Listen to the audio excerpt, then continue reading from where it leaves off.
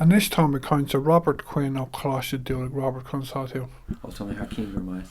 A Robert an féidir intin dún faoin bus nó rólatá go de Coláiste Dhúlaigh an seo sa Cúlóg adhol, agus a féidir intin dún faoin Coláiste com mai sé sin a star agus conas atá cuasaí sa Coláiste sa látáinniuan. Cint is jararfach well tá cúpla post am mar on le chola go na Coláiste Dhúlaigh tá muidir logan gnóthach mar derha. Sa chéad is smún seir mé, múnam studidir scanán, script scríb nóracht, scríb nóir crothach agus ábhreile. Comála sin tá me gceannas ar an gcúrsa scanán, bí me tuairt aird na Mic agus ag cynálsúil ar orbert an chursa ó bhliain go bliain. Agus comála sin tugam takeíocht agus cóla do Mic Abbey atá sa Choláiste, bí me agrú ó coidí sosiálta dóibh agus ó coidí ólais.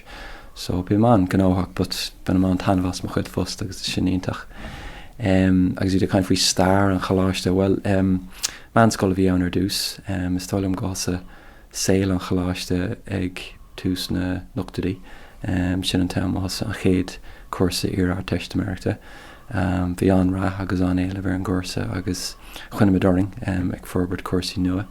Go dtí an lá tá ann tá níos mó ná 10 cuasa ar fáil, tá 3 Campas an, agus dearan bhfuil níos mó ná 1000 macléin ag freastal ar an Coláiste gach bliain, so tá cuasaí dul go más a Coláiste.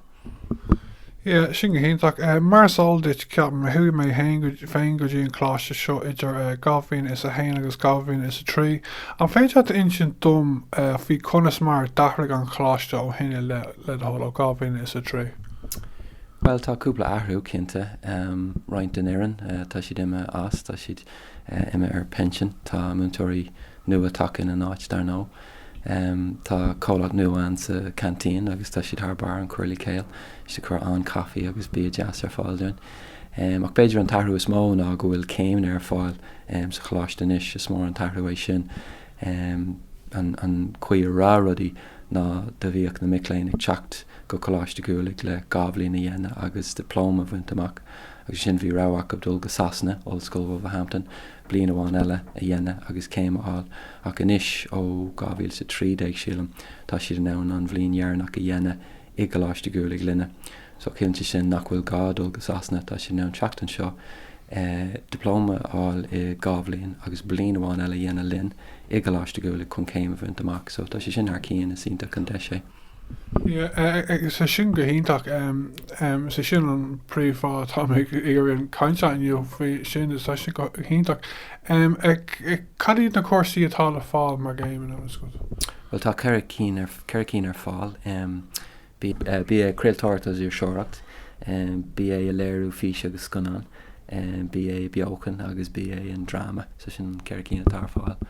Tá anna hasám gohfuil na ceithre céimne sin le fáil an seo. Thuí mé féin go dtí Coláiste ó na Ollscoil Wolverhampton na Sasana a fear ní míos a déireach trééis an diplomas neir seoracht a chríochnú a gábhín is trí. Agus tá sé ionach ar fáid siad go nach gach what you call a gaffer scullery ó éireann ó Coláiste Dhúlaigh dul thar le go Wolverhampton chun chéimne sin á. Agus tá tú gceannas ar an cuasa léirú fís agus scanan bhfuil?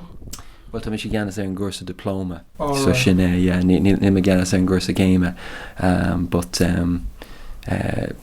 dar nó tá nám ar an natá agus tá siad fearhá sí le tíise gúdú tá gceannas ar an gcúrsa céime agus tá siad déna barobar. Well, is good. Céimhéid daoine a dhéanann an céim in dhé an diplóma an seo? Ar gach céim síl an gúil spás le haid thart ar 20 duine. Agus bín sé lán an mé? Bín siad lán, bín an eile bharb agus bín siad lán gach bliain, but ní cinn si sin nach ceart de daoine bheith smuoine faoi iartas choristeach.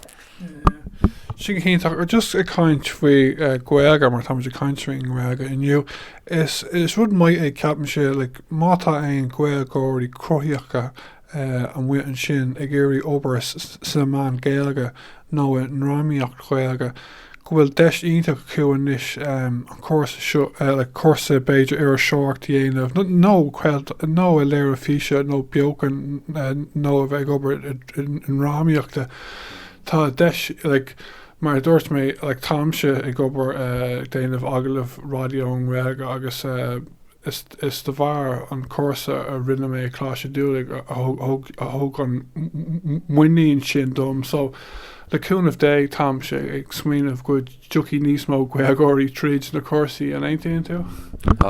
Cinnte, tá cíleat agus an ceart.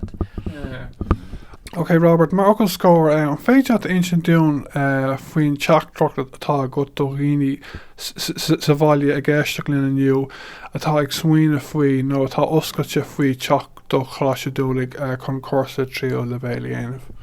Well, then rá beidir tarmach chuig an Coláiste bíon láscoilte an bíon tróna óla sean agus ag na hócáidí seo is féile daoine teacht an Coláiste eáil na háisina eáil bhuail leis an bhfoireann bhuail leis na micléin atá freastal ar na cuasaí so is ionach an de sé sin cumála sin beidir a bheith brandú ar an Sibh Gréasáin tá ólas faoin na cuasaí ann ní bhain bhfuil ólas practical faoin na cuasaí ach tá ólas faoi ceir tá baint amach ag na micléin mar hampla na micléin atá ag déine a chuir sa scanán beirt tá si tar éis an scanán is fear a bhua le déine ag na Media Awards so tá sin thar cían so yeah, eventually Rob just be ar nólas te jaagháil linn agus be fáilte roimh.